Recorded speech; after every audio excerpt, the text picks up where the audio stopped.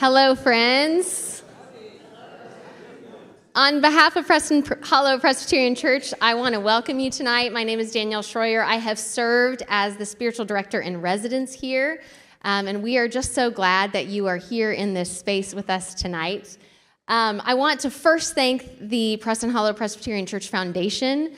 They host our speaker series here at Preston Hollow, and we would not be able to offer amazing people like Brian McLaren for free to the public without their support. So because of the work they do, we get to do the work that we do.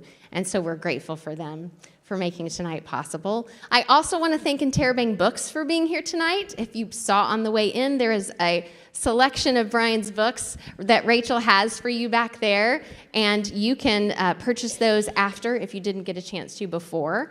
And on that note, Brian's new book, Life After Doom, is coming out May 14th. 14th? 15th? 14th. It's obviously not here because it is not yet May 14th, but you can pre-order a book. And can I say, as an author, that's the nicest, kindest thing you can do is pre-order a book. And so if you want to pre-order it from Interrobang, Rachel will give you a book plate, and you can have Brian sign the book plate. And when it gets to your house on the 14th, you can sign it. You can put it right in there and have it signed. So how about that for a deal? So thank you for that. And yes, Brian will be, for a short time tonight, signing books right here, so you can buy them and have him sign it and then head out that way. He will do the same thing tomorrow night as well. Last thing I want to say is that out of the work that we have done together in collaboration here at Preston Hollow, we have launched a nonprofit organization called Via Forma. Via Forma exists to create resources, events, and experiences to support the spiritual formation of all people. We hope to have the website live by August. If you are thinking about having formation resources for your congregations, for small groups, for individuals, you can sign up on the back to keep in the loop about information about that. Next to that, if you'd like to know more about what Preston Hollow does as a congregation, we'd love to tell you all about it, so you can sign up for that in the back as well. Last thing is, if you're looking for restrooms at any point tonight, you go up, people have already figured it out, you go up here and turn to the right, and you'll see them in the hallway as you walk. So it's not very far. You just have to loop a little bit around the corner. All of that being said, we're so glad that you're here. I'd like to introduce Brian McLaren. Tonight, you obviously already know who he is because you're here. Brian is a prolific writer, a public theologian who's well-respected. He serves as the dean of faculty at the Center for Action and Contemplation that was founded by Father Richard Rohr. I could go on and on about Brian's long list of impressive things. The reason that he's here tonight, though, is because when we said, what do we need help with as we think about how to bless the space between us? And that phrase comes from the wonderful priest, John O'Donohue, who lived in the Celtic way so well. And what we realized is that we have really lost this capacity to speak to one another, especially across distance and in the midst of tension. And as people of faith, that's just a trait that we have to have. And I can think of no one better to teach us how to do that well than Brian McLaren, who has, for 20 years that I've known him, really always embodied the kind of kindness and conviction that I seek to have when I am in conversations that are hard. So we're really looking forward to what Brian will share to us tonight. Would you please join me in welcoming Brian McLaren?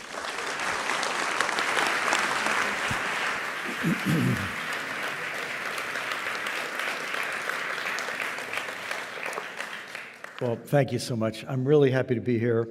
Anytime that Danielle throws a party, I want to show up. And it sounds like you do too, so that's a good thing. Can I just also say that we should say thanks to Rachel from Interrobang Books back here. You can wave at everybody, Rachel. And, I imagine a lot of you are the kind of people to really appreciate independent booksellers. You know, they're a rare breed. They have such a tough job. I mean, this isn't an easy time to be a bookseller. You understand why. We won't mention any names to explain why. But I just thought I'd say something about a couple of the books that are available here. I wrote a book called Naked Spirituality a little over 10 years ago that has been helpful to a lot of people who are seeking for a spiritual life, but they want an intelligent spiritual life. Do you know what I'm saying? They want something that is not sort of violating their rational capacities, but that opens up other deeper capacities. My dear friend and colleague Diana Butler-Bass says, why is our only choice intelligence on ice and emotion on fire? She said, why can't we have both on fire? You know, and I think that's what we aim for here. I had a book come out in 2016 called The Great Spiritual Migration that is about the shift that I think is happening in spirituality that our churches, by and large, have not caught up to. And this is a little more for church people who are really trying to imagine. Can I just tell you all something, especially if you're my age or older, and you're really hoping that you can get young people to come to your church? Nobody wants to be fuel for somebody else's organization to keep going after they're gone. Can I be frank? And if we really care about young people, then what we want to say is, how can our churches serve young people instead of how can we recruit young people to serve churches? Do I get an amen on that? Does that make sense? So that's The Great Spiritual Migration. And then a couple of years ago, Faith After Doubt is a book for people struggling with doubt. You know, Dallas is kind of famous for having a lot of big churches. You know that, right? And if you think about it, in the next 10 or 15 years, tens of thousands of people are going to become alienated with those churches. And in many cases, I would applaud them. I hope they become alienated from those churches, because those churches every Sunday are teaching them who to fear, who to hate, who to want to exclude. And I just don't think the world's a better place. Some of those churches are teaching them how they should hate science and believe conspiracy theories. Bad idea. So when those people have problems, I hope a lot of us can be around to help. And I hope this is a book that you could give to somebody, or if that describes you, that could be useful for you. And I'm so happy that, if you pre-order from Interabang, and we'll have those, we'll sign those book plates for you. I hope that will be useful. But again, thanks, Rachel, for being here. Danielle mentioned John O'Donohue. I didn't know John, but one of my best friends was one of his best friends. And John was born the same year as I was, but died in 2008. Just a beautiful, fascinating writer. He was intrigued with beauty. For those of you who don't know, here at Preston Hollow, they've been exploring Celtic spirituality over the last year for quite a while. And John is one of those living people, an Irish priest who, in many ways, has embodied that Celtic spirituality in his own life. And he wrote, of his many wonderful books, he has a book that is very Irish and in that sense very Celtic. It's a book called To Bless the Space Between Us.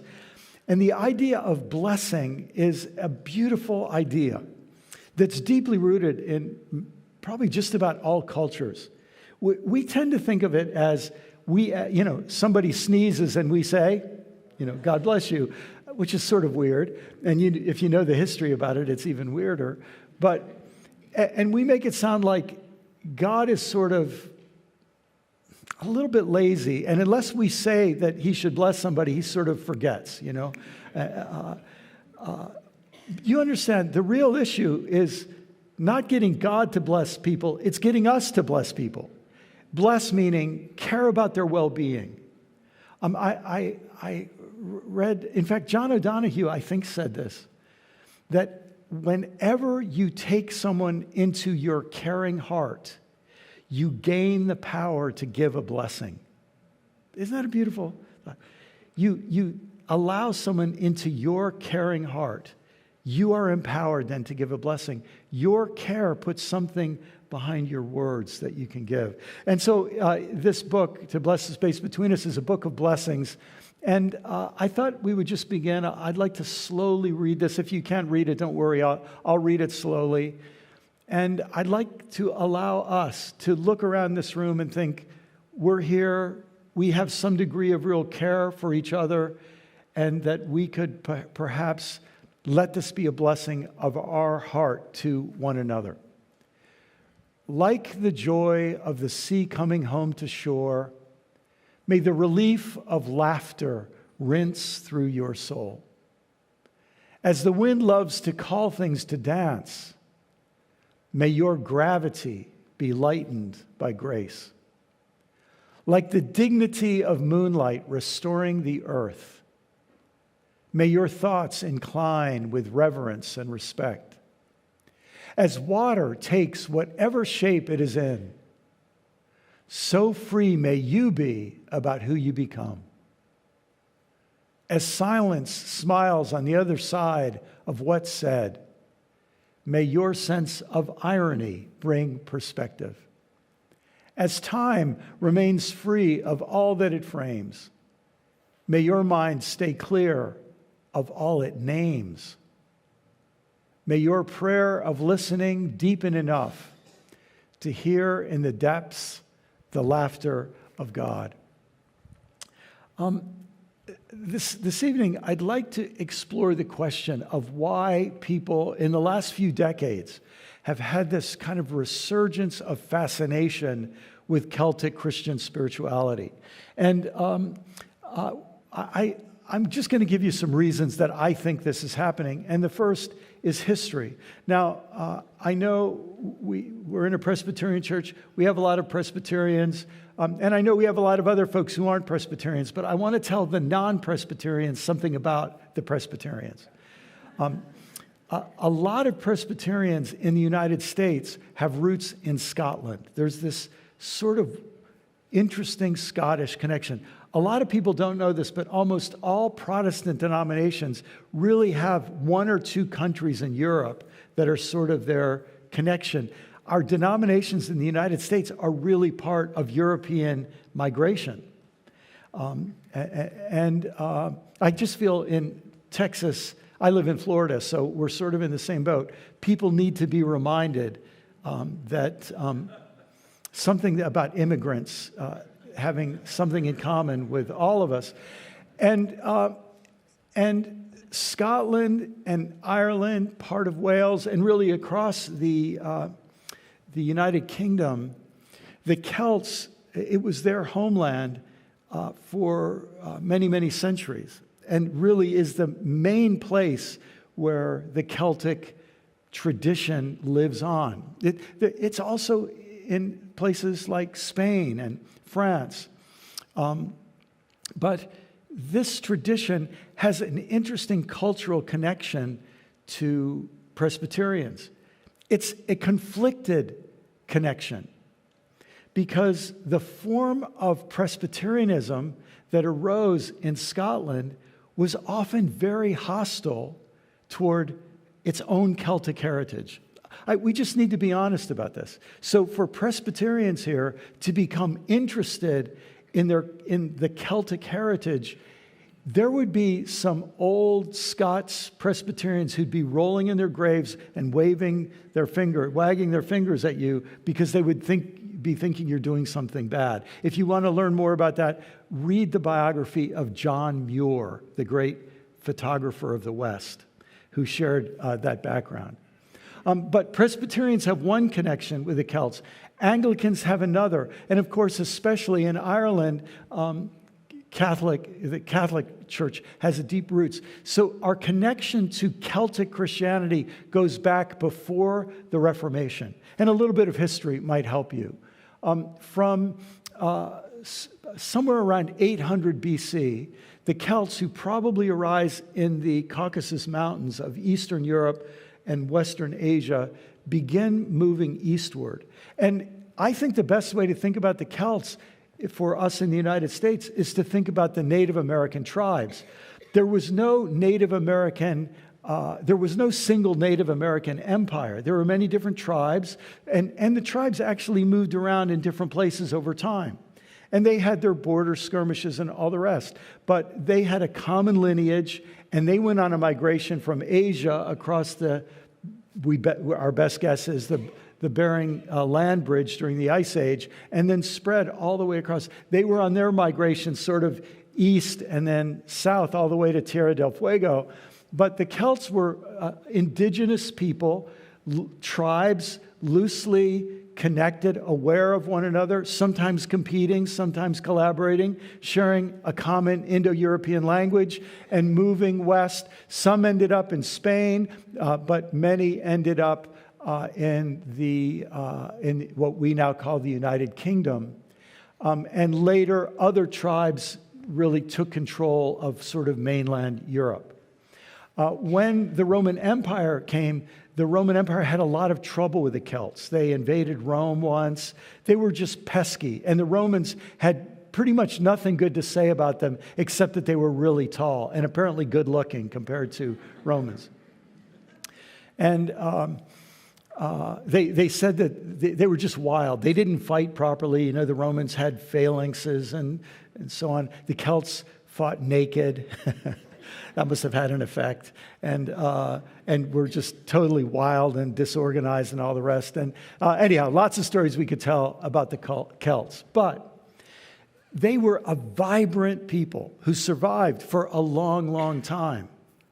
And because they were mobile for so much of their history, they aren't remembered for great, huge cities and sculptures, maybe like the Greeks and the Romans. It's less architecture and other forms of art that we have. They didn't have a written language in their early history. And so what we know about them, we mostly know, especially the ancient pre-Christian Celts, is through their art. Beautiful and charming art. And if you study the art of indigenous North Americans, it's stunning how many similarities there are between the indigenous art of North America and Central and South America and the art of the Celts. This is from about 400 BC, and this is just some metal work on a shield, a fascinating impressionistic kind of abstract design, really unique. And when I look at this, I feel this could be made by a contemporary artist. There's something haunting about it. Some very fine work done in gold. This from Spain, a couple hundred years before Christ. This has amazing resonance with a lot of other indigenous art, this horse mask. And then some just charming, beautiful, fascinating art. Look at the fine work of gold cord woven together. And this is from 100 years BC, approximately. So just amazing art. And people have been attracted to this art and this love of beauty. And later, of course, this love of beauty was expressed when the Celts learned writing and began preserving manuscripts, which we'll come to later. Beautiful illustrations, beautiful calligraphy, charming, quaint, beautiful, haunting art. And in fact, there are, around the world, there are artists today who try to keep the Celtic traditions of calligraphy and art and illustration alive. And I think we're drawn to their love of beauty in a tough time, in a time when, life was not easy during those centuries. And for mobile people to be creating art is amazing. And so still today, Celtic art inspires artists today on many levels. I think another thing that attracts people to Celtic spirituality is this deep integration of nature and finding spiritual depth in nature. Now, some of this came from Christians, and this strikes us because it seems in opposition to a lot of our Western spirituality, some of which came from Christianity, but a lot of it Christianity actually imported from the Greeks. There's something about the civilization that got built that we call Western civilization that saw itself as above nature. It saw humans as above nature, not really part of nature, somewhere between nature and supernature. But people were above. People controlled nature. They saw it for its utility and maybe for what it could bring to humanity. But among the Celts, there seems to be, we get this feeling for a love for nature, a sense of its sacredness. Instead of thinking of spirituality as up and maybe evil as down here on earth, I think for the Celts, the sense was spirituality comes from the ground, and it comes from around us, and it comes from above us. It's everywhere. And that sort of dualism of up and down is much less present in Celtic spirituality. And I think there's something in us that has a feeling we kind of need that right about now. You see it in this 4th century BCE art, a human being with with antlers mingling with antlered creatures and snakes and canine figures, wolves and flowers. And there's this sense of humanity in the middle of nature in that metalwork. And this sense of wonder and awe at the natural world, I think is something that people have this feeling like we need a dose of that. It's corrective for us up and away. What my friend Diana Butler-Bass calls elevator theology. It's trying to always get us up. Especially important, and I think one of the reasons why in Danielle's work here, she has wanted to help people sort of enter into Celtic spirituality. There was an emphasis on transformation through contemplative practice rather than conformity through doctrine. Now, for all of you who are here this morning and heard me preach, I talked about a family secret in Christianity, that in the early 4th century, the bishops of the church, and this is before the big schisms in the church, the bishops of the church made a deal with Emperor Constantine. I'm going to give you a little inside track on that a little later tonight. But the bishops, in a sense, made a fusion with the Roman Empire. Some people say the Roman Empire was converted to Christianity. I think it's more accurate to say Christianity was converted to the ways of the Roman Empire. So much of what we associate with Christianity was remade in the image of the emperor. The top-down structure of emperor, to all the levels of power in the Roman Empire was emulated in the pyramidal structure of the church. And the sense that the good people are in control and we have to keep those bad people under control.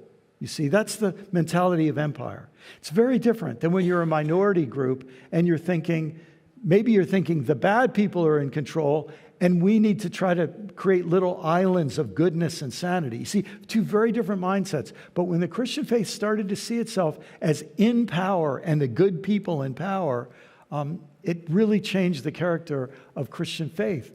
And instead of, and your emphasis then is on governance and ruling and being in control. You're the people who are right. Other people need to be fixed or changed or else excluded. Now, if that has certain familiarity in an election year, this kind of argument has been all through American history.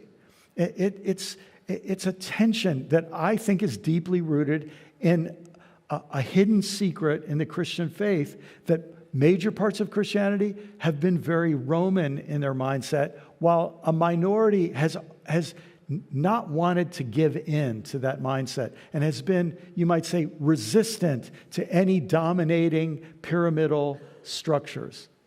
And that's resulted in very different understandings of God within the same religion.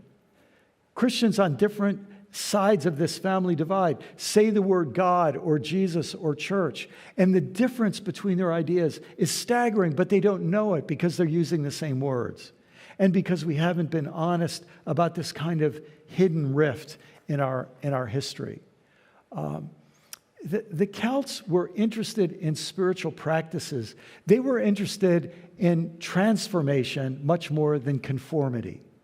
So if we were to speak of Roman Christianity, we might speak of Celtic Christianity as an indigenous Christianity that resisted domination by the Roman Empire. And you'll see some examples of this tonight. But I just want to give you a couple tastes of their spirituality. As I said, they were not deeply literate until Christianity came and gave them an alphabet and so on. And in the late 1800s, someone named Alexander Carmichael went all through the British Isles and tried to find all of the old prayers and spiritual practices and wise old sayings that there was evidence that they had a history that went back to these early Celtic times. He collected them. In fact, he kept expanding the volumes through the years when he would find more and more examples. So all that I'm going to share with you comes from his work. But imagine, when you were in the early Celtic period of Christianity, from a little bit maybe the 200s, and then the 300s, and the 400s, just as Constantine was gaining power down in Rome, Celts were becoming Christians, and they didn't want to become Roman. And most of them were illiterate, so you couldn't give them a Bible. So what they gave them, instead of theology and Bibles and creeds, and many of the creeds hadn't been written yet, they were given practices. So imagine you were a brand new Christian, and here's what the pastor says to you. Look, if you want to be a Christian, I want to teach you a prayer to say every morning when you wake up. And don't just say it with words, mean it in your heart. Here it is. Thanks to you, O God, that I have risen today. 'Tis this rising of this life itself. Now, I'm intrigued by that simple little prayer. Imagine waking up, the first thought in your mind, I give thanks to God. I'm rising, and I'm part of life. It's the rising of life, and it's life rising in me. Something deep is going on there. Can you feel it? It's not just a little prayer. It's a little words. It's giving you a vision of life, that in your very waking up is God in you, and life, not just your life, but all of life being sort of you being part of it.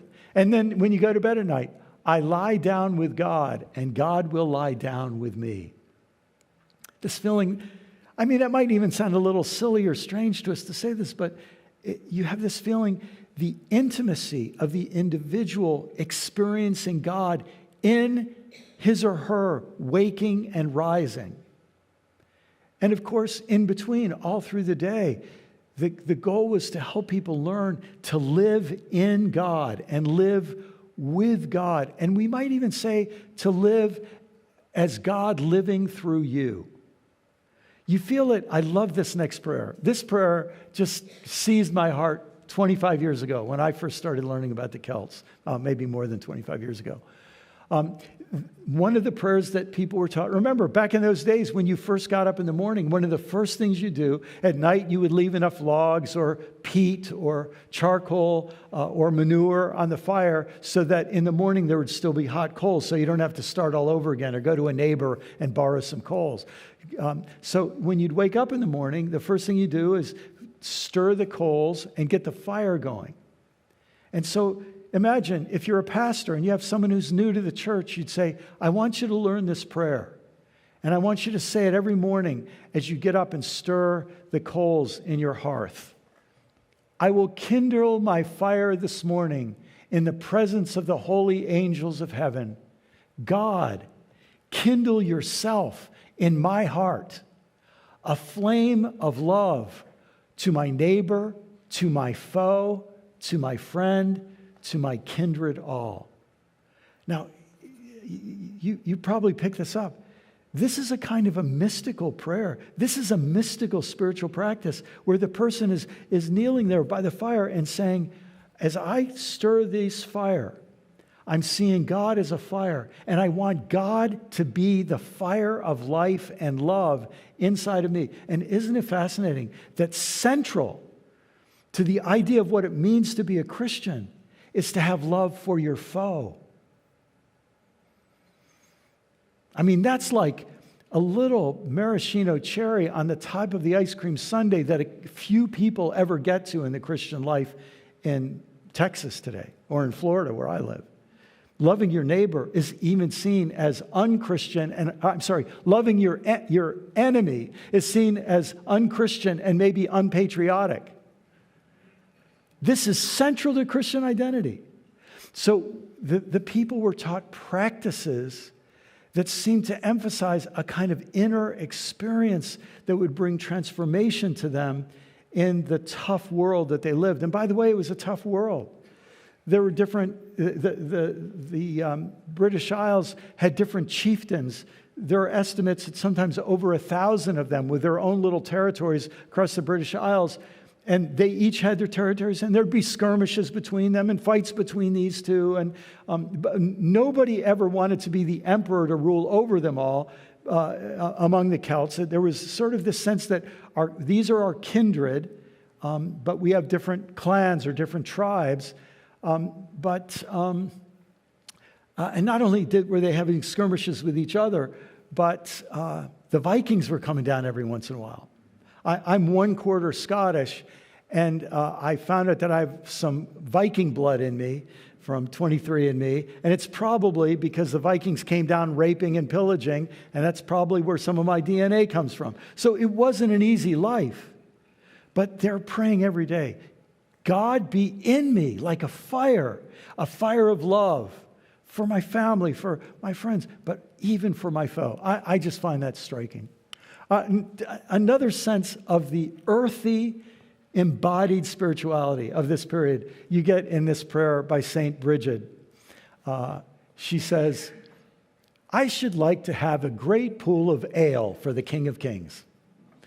I should like the heavenly host to be drinking it for all eternity. I should like to have the fruit of faith, of pure devotion. I should like to have the couches of holiness in my house. I should like there to be cheerfulness for their sake. I should like Jesus to be there too. I just love it. A pool of ale for the King of Kings. It's great. But you can feel this is a spirituality that happens in your daily life. When you wake up, when you go to bed, when you drink some ale, when you kindle your fire. And meanwhile, the Romans were building the Christian religion and strengthening it in the best ways that they knew how, having made this deal with Constantine. And Christianity increasingly became a religion that happened indoors, in churches, only with professional clergy present. And it became a very, very different kind of religion from this more indigenous kind of Christianity. And so now there's this emphasis on transformation. Fifth, I think because they were on the edge of the empire and they didn't want to be assimilated by the Romans, there was this ongoing indigeneity and resistance to empire among the Celts. And I thought it would be fun to just give you a little taste of this. So there's a fascinating character, delightful writer, he's called the Venerable Bede. And Bede was writing in the 8th century, and he was totally pro-Roman. He was a Roman Christian through and through, and he saw these Celts as a bunch of obstinate, ignorant country bumpkins, right? And he really had no time for them. Here's how he writes about the Celts he's calling the Britons. Now, the Britons did not keep Easter at the correct time, but between the 14th and 20th days of the moon. Furthermore, certain other of their customs were at variance with the universal practice of the church. But despite protracted discussions, neither the prayers, advice, or censures of Augustine, by the way, St. Augustine, who's very famous in Western Christianity, was not a big hero to the Celts. He was the one trying to Romanize them. Augustine and his companions could obtain the compliance of the Britons, who stubbornly preferred their own customs to those in universal use among Christian churches. The Britons admitted that his teaching was true and right, but said again that they could not abandon their ancient customs without the consent and approval of their own people. Do you feel a little bit of like Bede is sort of telling on himself here? His Christianity means it's top down and you tell people what to do. The Celts had this more feeling like, we're sort of in this together. We don't make decisions for our people. They have to be part of the decisions. You see it right there. In reply, Augustine is said to have threatened that if they refused to unite with their fellow Christians, they would be attacked by their enemies, the English. The English were in full compliance with Augustine and Rome. And if they refused to preach the faith of Christ to them, they would eventually be punished by meeting death at their hands. And as though by divine judgment, all these things happened as Augustine foretold. And so there you have it, folks. You behave or you'll be killed. And we will help that happen. And it will be God who's doing it to you through us.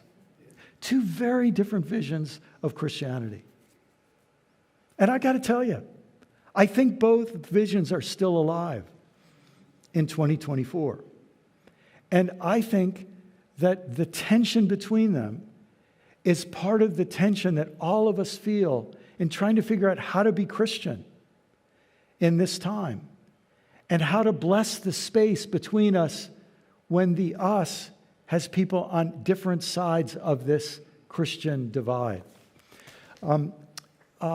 To give you an idea of the terrible things that the Celts were doing, the first one was monks in those days.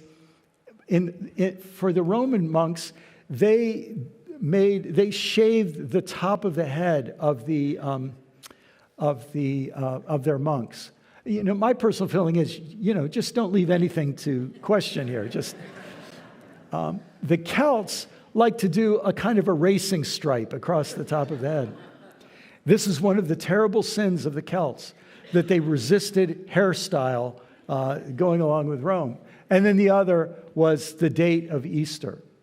And so there was controversy for a few hundred years. And in Whitby, the Synod of Whitby in 664, the Romans won and forced the Celts to officially go along with Roman custom. And from that point on, the Celts had to quietly carry on their own spirituality in opposition, really, to what was being imposed upon them from the outside. Now, this is extremely interesting to me. I mentioned I have this book coming out in a few weeks, and the book is about the mess that we face. I'll say a little bit more about this tomorrow night, but about what a lot of people are calling the polycrisis, this combination of crises like climate change and ecological overshoot, concentration of wealth and power among a small group of elite individuals, families, and corporations that are even more powerful than governments throughout much of the world. The proliferation of weapons of all kinds at all levels of society with increasing kill power, including biological, chemical, and nuclear weapons. And the failure of religion to provide an alternative, the way that religion seems to be, in some ways, the chaplaincy to the people who make money from the first three problems. When people care about any one of these problems, they realize that the other three make the one they care about more difficult. And when you start realizing how these four problems are interwoven, then you start to feel this sense of doom. Are these problems even solvable in the short time frame that we seem to have to be able to solve them? And more people are getting a feeling of doom. And as I was writing this book, one of the things that you will find if you do research into any of the areas, climate change and ecological overshoot, any of these areas, people are saying we need indigenous wisdom. And what they mean by this is the whole world has become part of one global economy, one global civilization. Are there any people who have any wisdom that isn't shaped by the values of this civilization? Are there any outside voices where we can get an outside opinion?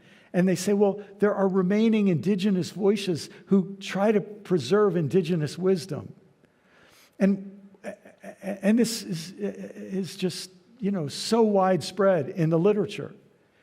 And it struck me as I was doing the research for this book, what if we Christians were to think of the Hebrew Scriptures, what people often call the Old Testament, as the literature of the indigenous Hebrew tribes? You remember, we call them the 12 tribes of Israel. They were tribal people. They were indigenous people. And they were doing their best to maintain the values that they had learned from their ancestors who were close to the land. And Jesus comes along when the Roman Empire has conquered them, and in many ways he's saying, if you think this is going to go well by making deals with the Romans, it's not the way it's going to be. And so I have 2 chapters in the book where I give an overview of the Bible as a repository of indigenous wisdom that's trying to withstand the onslaught of civilizing empires. Does that make sense? And I tell you, I've been working with the Bible my whole life, and I just felt like, oh man, this makes so many things make sense. Well, what was interesting to me is right after I was working on this, I came across this book called The Tao of Civilization, A Letter to China by an Australian philosopher.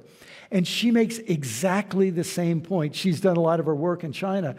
She makes a very, very similar point about Taoism in China. She says Taoism is the residue of indigenous wisdom when Chinese civilization gained more and more power. Taoism was the minority report that said, you're going to get in trouble if you keep going this way. We've got some older wisdom that we think you need. And so I was intrigued to find that there. And some rabbi friends of mine make this point very well. The Trua rabbis, they have this little sticker, resisting tyrants since Pharaoh. And of course, I have to tell you that my friends among the Trua rabbis are now watching the president of Israel act like a pharaoh with the same mentality that he learned from the way Christians treated Jews through the centuries, the way that Christian Americans treated Native Americans. And you all understand, and the way that white Christians in America treated African slaves who they kidnapped and imported and treated in unconscionable, evil, sinful ways, and went to church every Sunday morning. And a lot of them were Presbyterians. And something makes me sick when I think about those white Christians gathering week after week, and the big deal is claiming forgiveness. It just makes me want to puke. I think it's ugly. And I think the people were sincere. But I think they didn't realize they'd become part of this twisted version of Jesus and his message. And that's how my rabbi friends feel now when they look at what's happening in Gaza. They're just disgusted and brokenhearted and wonder if their religion has any future with any moral coherence to it, because it's become a lot like the Christianity that so persecuted them for so long. Then I came upon these 2 amazing books, one by a Harvard professor, not Native American, the other by a Native American who happens to be a Choctaw elder and a retired Episcopal bishop named Stephen Charleston. By the way, if you're looking for some amazing books, look up Stephen. This book, We Survived the End of the World, that he just wrote, is just amazing. But what both of these books do is they look at Native Americans through the 19th and 20th century, whose country is whose way of life and whose tribal communities are being destroyed and exterminated and genocided by the white Christian so-called American government. And he tries to say, is there any way? Both books try to explore how the Native Americans tried to retain their indigenous identity when it was being exterminated. And they're agonizing and fascinating and brilliant books. And it seems to me that part of the reason that we are and should be attracted to Celtic spirituality is this is a spirituality not of the dominators, but of those who are resisting domination and trying to retain their dignity when oppressive powers are trying to control them. And I think what comes from this for us as Christians is an opportunity to rediscover and love Jesus as an indigenous prophet of nonviolent resistance and someone who advocates a new humanity, a new civilization, a new way of life that he calls the kingdom of God. Now, if that's the case, if we are in a position where the Celts can maybe help us rediscover a more indigenous, non-colonizing, non-imperial, non-dominating, non-violent kind of spirituality, if suddenly we find ourselves as descendants of the colonizers, many of us, who are trying to now find a new identity. And this is happening around the world in Christian communities. This is a piece of art from an unnamed artist. He just calls himself the Curious Christian from Ghana. This is a illustration of Jesus as an indigenous Ghanaian prophet. Here is an image from Melanie 12's in Oklahoma. She did a series of artworks on the Stations of the Cross using indigenous imagery. And these are attempts to help her people, but I think to help all of us rediscover what Jesus actually was. Jesus is a lot more like this than like Constantine holding up his sword. And I even feel it when I look at this photograph of one of the oldest Celtic crosses on the Isle of Skye. This is just from the 18th century, but it carries motifs that we know were there in more ancient Celtic art. And do you see what happens when you decorate the cross to make it beautiful? Now you might say, well, that's covering up its meaning. It depends on what you mean by the cross. I'll be honest, if some of you, this will give you something to think about. But look, I'm just here to try to tell the truth, okay?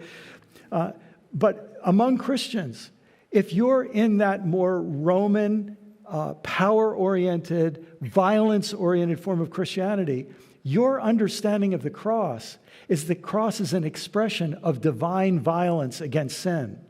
You were taught, I was taught this way, that God is punishing Jesus for our sins because God has some urge to be violent toward and to make people hurt, to torture people who've done wrong. This is the idea of God that I was taught. And many people, when they think of the cross, they think the cross is the place where God killed Jesus. The Celts didn't look at it that way. By the way, the Eastern Orthodox people think that's crazy. It's not all Christians who think this way. And in fact, Western Christians didn't think this way till about 1000 AD. A lot of people don't know that. Before that, they would have thought that Christians today who think this way are crazy. Why would the Celts make the cross look beautiful? Because for them, the cross is, among other things, the message that when human beings vent their fury and wrath and hatred upon a loving, nonviolent man, from the cross, he doesn't say, God damn them for what they're doing. But he says, Father, forgive them, for they know not what they do. For them, the cross is the place where Rome did something ugly and Jesus did something beautiful. Can you see that? And so those different understandings of the cross and Jesus are alive. I want to just say one more thing about history before I bring it to some things that will be very relevant to all of our lives, and then we'll have plenty of time for questions. I want to go way back to the early 4th century. Now, remember I told you about the Venerable Bede, who loved the Romans and was a fan for the Romans? Well, in the 4th century, Eusebius was an early historian and leader in the Christian church, and he loved Constantine. He was like one of Constantine's yes men. He loved Constantine. And so he wrote a story of what happened. And you've probably heard of Constantine's vision, where he was in battle with other generals, and he was trying to defeat the other generals so he could be the emperor. Battles were their version of elections. And enough said. So Constantine's ready to go to battle. And this is the story about Constantine that Eusebius made famous. And I imagine he really believed it. I'm not so sure myself, okay? While Constantine was thus praying with fervent entreaty, a most extraordinary sign appeared to him from heaven, something which it might have been hard to believe had the story been told by any other person. I mean, it just feels like what a lawyer might call a tell, He said that about noon, when the day was already beginning to decline, he saw with his own eyes the sign of a cross of light in the heavens above the sun, and bearing the inscription, by this symbol you will conquer. Now, what does the word conquer mean? By this sign you will kill people. By this sign you will slay your enemies. What does the cross mean to Constantine that day? A promise of defeat and victory by violence.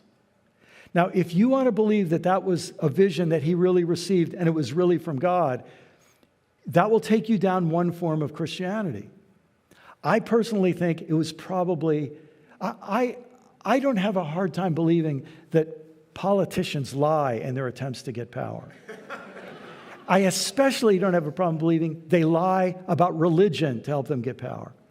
You might remember when Iraq was invaded, as the American troops invaded Iraq, every time they came into it, seemed on every big building there was a mural of Saddam Hussein holding a Quran or kneeling in prayer or holding prayer beads.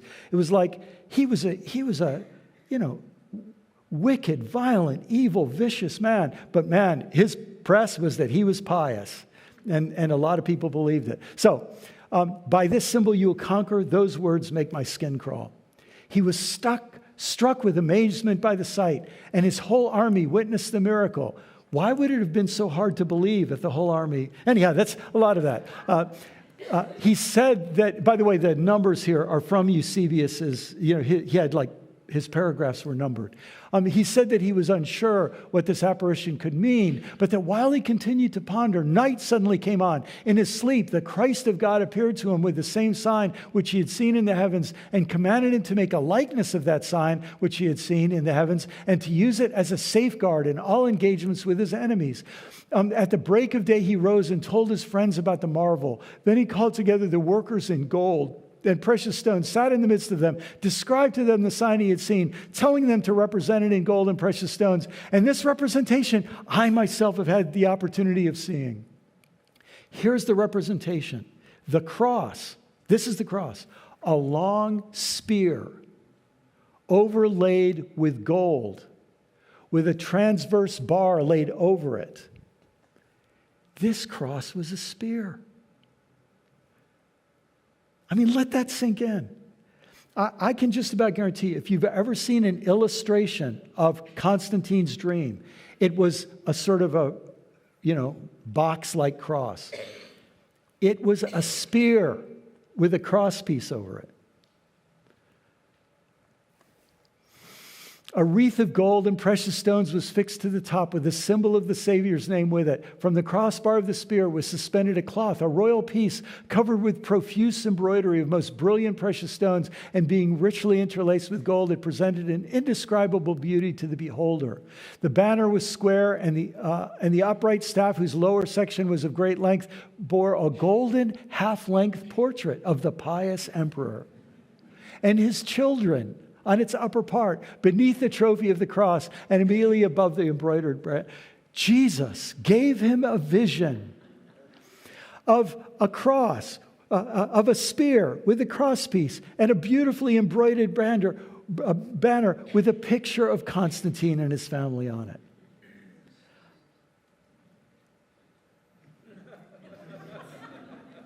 You have no idea what I'm editing in myself right now. The emperor constantly made use of this sign of salvation as a safeguard against every adverse and hostile power, and commanded that others similar to it should be carried at the head of all of his armies. The emperor impersonally invited God's ministers to spend time with him. He showered them with every possible honor, treating them favorably as people who were consecrated to the service of his God. He let them join him at table, even though they were dressed so plainly, because he did not look at them, at the outer man, but saw the God within him. They accompanied him on his travels, believing that the God they served would help him as a result. He gave vast amounts of money from his own personal treasury to the churches of God for the enlarging and heightening of their sacred buildings and for the decorating the sanctuaries of the church. When churches in different regions had a disagreement, he, like some bishop of bishops, constituted by God, called his ministers to a conference. He was not above sitting with them in their meeting, and even took part in their discussions, taking charge of everything that concerned the peace of God. He took a seat in the midst of them as one individual amongst many, dismissing his bodyguards and soldiers because he was protected by the fear of God and surrounded by the guardianship of his faithful friends. I don't know about you, but I'm just disgusted. Yes. Eusebius, God bless him, he's so sincere. He's so happy about this. But I look back and I think, this was a clever deal.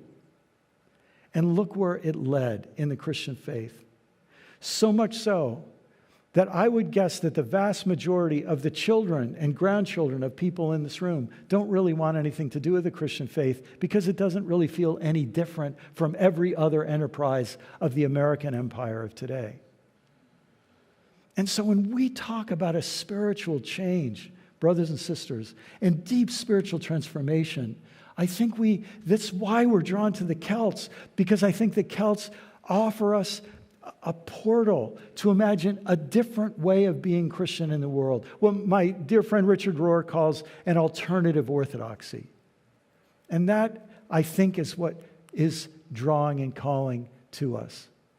This realization of a rift in the Christian family that we don't talk about, that we pretend isn't there, between a Roman way of dominating civilization and Jesus' way of the earth community or the ecosystem of God. And when we talk about blessing the space between us, one of those spaces is between these two different kinds of Christianity.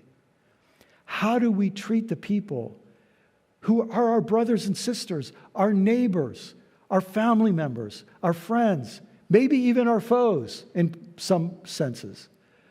How do we let the fire of God be alive in us to love and relate with them in times like ours when so much is at stake? And so tomorrow I'd like to talk in a little more depth about how we bless the space between us. But what I'd like to just say tonight is, if we could just be honest, that among all of the struggles in our world, one of the ones that often isn't talked about is these two different tracks of Christian faith and the different spirituality and the different values and the different ways of life that they produce. And I would imagine that most of you would feel very much affinity with that Celtic approach to Christian faith. And then the question comes, how do we live out that faith? Do we just do the mirror image of what the more Roman Christian approach does. Condemnation, domination, attack, vilification, exclusion. Is that the track that we'll take? Well, then we're no different, and we're violated our own values. I believe that we're at a point in history where we need a deep spiritual transformation. Can I say it this way? We need a new understanding of ourselves, who we are as human beings, as individuals, and as a species. We need a new relationship with our own humanity. We need a new relationship with the earth and all of its creatures. Our current relationship is killing the earth. And that will not bode well. When a species destroys its own life support system, it doesn't bode well for a species. And we need a new relationship with those we might think of as our enemies, because if the only way we respond to enemies is with hate, then we become part of the problem, even though we're aware of the problem. Our responses to the problem perpetuate the problem, and we need something new. But I think it begins by acknowledging that that's our situation, and that's what I hoped that we could do tonight. I hope that will be helpful. We'll have plenty of time now for questions, so Danielle's going to bring a mic around, and if you'll try to keep your question brief, I will try to respond briefly. We can get to a lot of questions that way.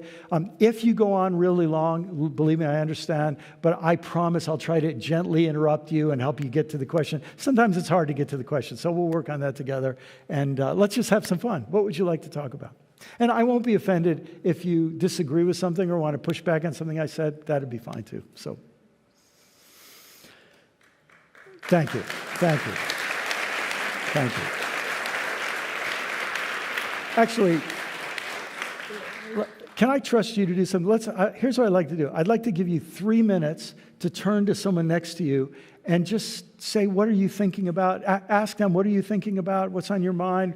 How do you feel about what you just heard? Was there one idea that interested you or bothered you? Just listen to each other for just about 3 minutes. And what that'll do is that'll get us thinking and talking, and then our questions will flow. But here's the trick. I need you to agree that when I give you the signal that you'll finish the sentence you're on, and then, so here's what if you need to stay seated, but I'm going to ask you in a minute to stand up, find 1 or 2 people. If you have 4, break into 2 groups of 2. It always works. And just listen to each other for 3 or 4 minutes, and just see what you're thinking. And then here's what I'll do. I'll say, whoever is speaking now, please finish your sentence and have a seat. And then when you sit down, don't talk. And it'll work. It'll work really well. Let's give that a try. So, yeah, jump in.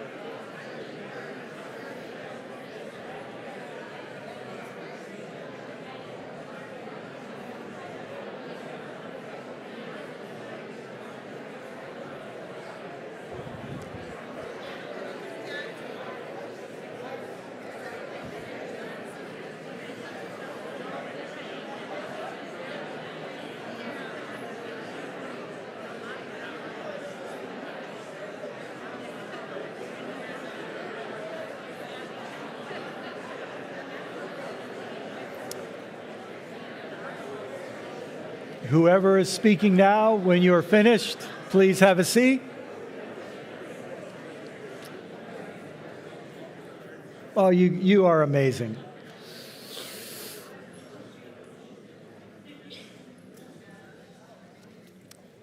I'd love to try to observe the boy-girl rule if we could. But we'll try to make that work. But we need someone to go first. If you're nervous about going first, we'll just skip the first question and go to the second question. So whoever has the second question, it should be easier.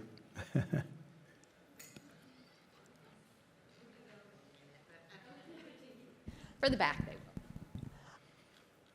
I agree with you 100%, but what are we supposed to do? I teach school, and I've got all these kids that are like, I hate everything about society. They want changes, but they don't think that there's anything we can do. And as adults, what do we teach them? Yes. How many of you feel that question? First, can I say your first name is? Kathy. Kathy, thank you for being a teacher. Amen. Oh, we need good teachers, and it's so important. Yeah. I hear in your voice frustration because you really want to help, but it feels like it's very hard to know what you can say that will make a difference. There's a teaching in Buddhism that says, when the student is ready, the teacher will appear. It probably occurs in other places too. And I think this is something like what Jesus meant when he used that parable of the soil, and the good seed is cast on soil, but only like 25% of the soil is ready to receive it, And it doesn't mean that the sower doesn't keep casting seeds, but the sower lowers his expectation that a lot of the soil isn't ready for the seed. And all of the work the sower does is looking for that little bit of ground where the seed will take root. And I think there are certain times when not many people are ready to hear what needs to be said. But it means that if we keep sowing the seed, and tomorrow night I'm actually going to give you some scripts to try to help you in bridging across that space with people. And we'll have some fun with them because I think they're very practical, and I think there are things that it's a skill we can actually learn. I think we learn to do our little piece, and then a few people get it. But if a few people get it, it will be very different 5 and 10 and 20 years from now. And I hate to say it, but I tend to think that we're not ready as a country. And by the way, the problems we're having in the United States, they're happening in India, and they're happening in many places around the world. Obviously, in the Middle East, they're happening many places around the world where people seem to be being sucked into a kind of violence and hatred and hostility and such high levels of stress and anxiety that it just erupts, And sometimes I think things are going to have to get worse before they get better, Those of us who are parents, we remember when our kids were toddlers, and if they didn't get enough sleep and they had too much sugar and all the other things, like there are times where a meltdown is coming, and I'm not going to be able to stop it. We're just going to have to get through it. And then on the other side of it, we can have some needed talks, but it's not going to go well until that time. And I think in times like these, it might just be a small minority of the ground that's ready for the seed. But we should be ready, and we'll talk about that tomorrow night, so thanks.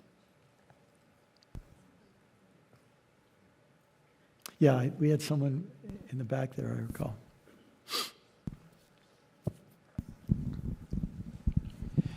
You do mention that, it is time for change.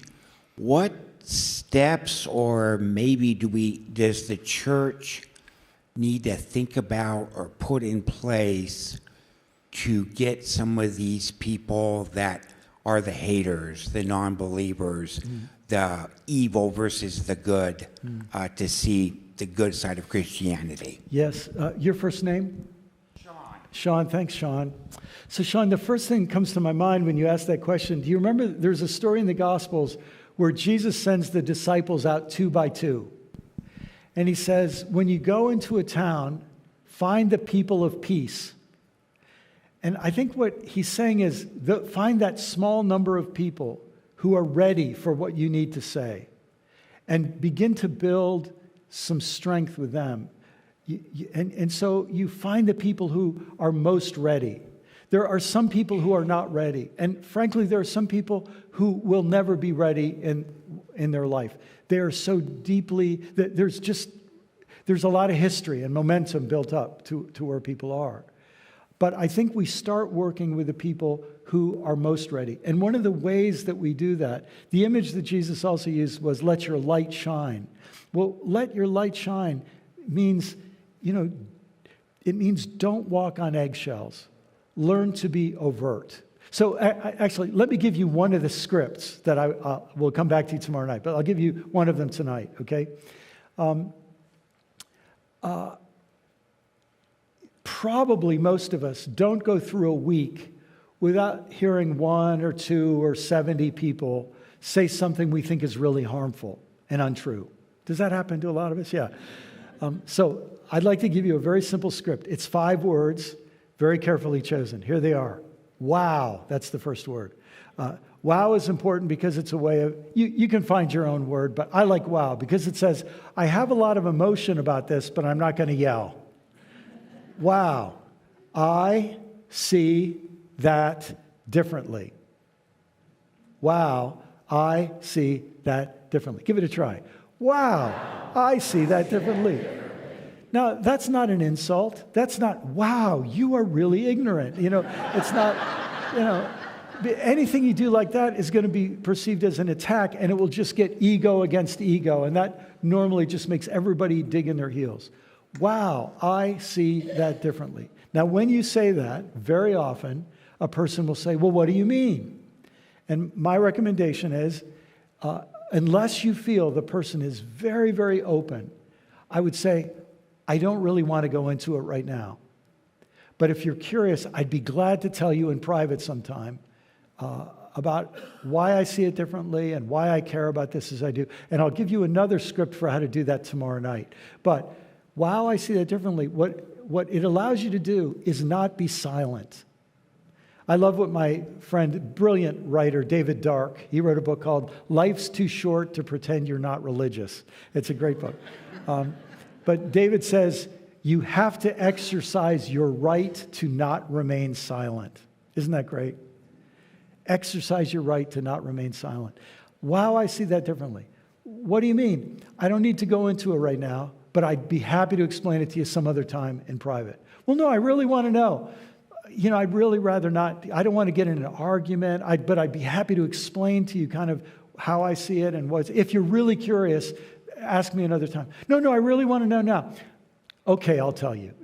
This is a whole different conversation than ego versus ego. And we've got to get out of ego versus ego. And one of the ways you do it, I think, is by having the courage to differ graciously. That's a phrase I learned from an African theologian. I love it. The courage to differ graciously.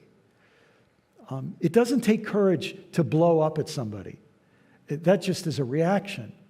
It takes courage to differ, but to do so graciously.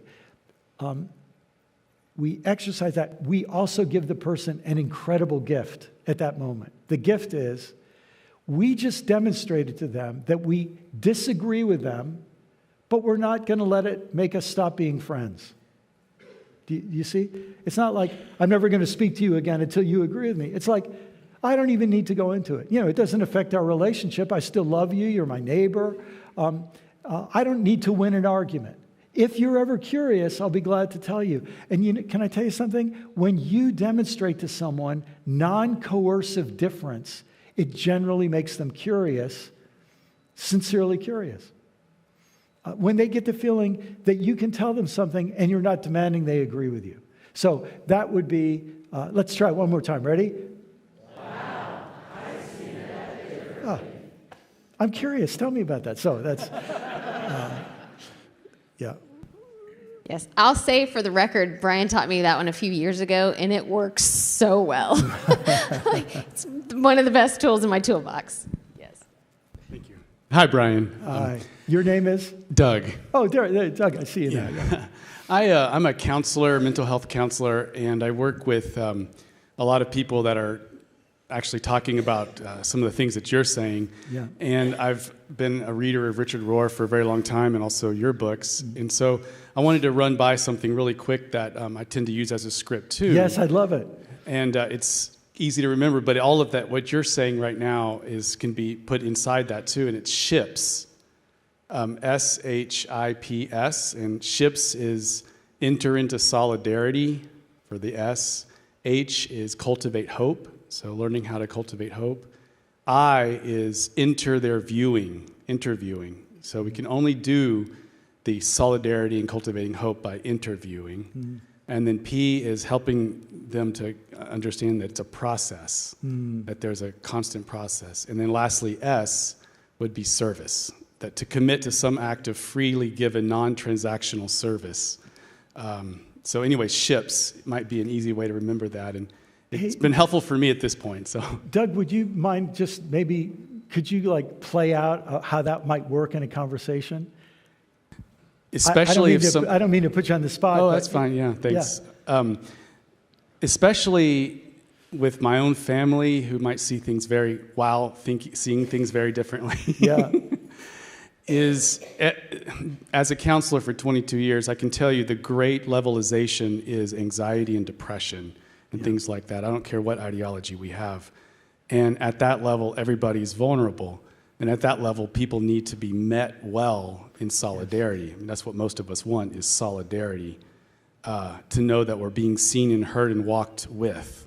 And so if there's any kind of tactics that you know from your own personal experience that's worked with you, to be able to enter into somebody and have them leave that conversation with, you helped carry my cross. So how that might work with me is, if I see somebody who is more recently throwing a bunch of trash into a fire and talking about, see, those evil Democrats, they're all talking about climate change. There's no such thing as climate change.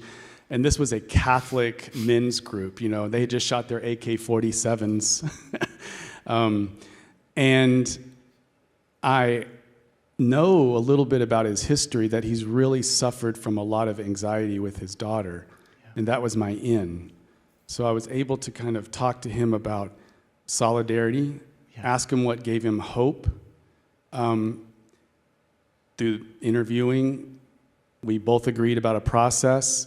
And then when it came to service, I was able to pull from his worldview, his understanding of Christ, and enlarge it to maybe contain more than just humans. So now he knew he was well met, walked with, hope, all of that stuff. But he could no longer see that humans and the world were of different substances, but rather one part. Wow. Yeah. Beautiful, beautiful. Thank you so much for that, Doug. Just to back up what you're saying, on that solidarity piece, it brings to mind a neighbor of mine who died a couple of years ago. But before he died, you know how some people, as they get older, they become sweeter and sweeter? And he was not one of those people. And every time you'd see him, he was, ranting about something. And once he just said these horrible things about the government, how much he hated the government. And I said to him, Richard, you hate the government, don't you? Blankety blank, right, I do. I said, there must be a story behind that. I'm really interested. How did you come to hate the government that much? And it was like, Doug, as a psychologist, a counselor, you would have seen this. It was just like something changed in his affect.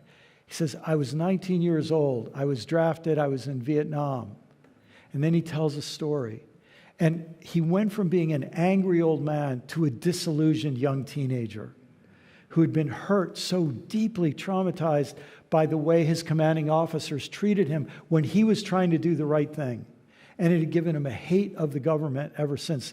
And it was just, I'll never forget, I'd never seen a tender part of him until that moment, And it just took some solidarity. I like your phrase, well met. That's beautiful. That's beautiful.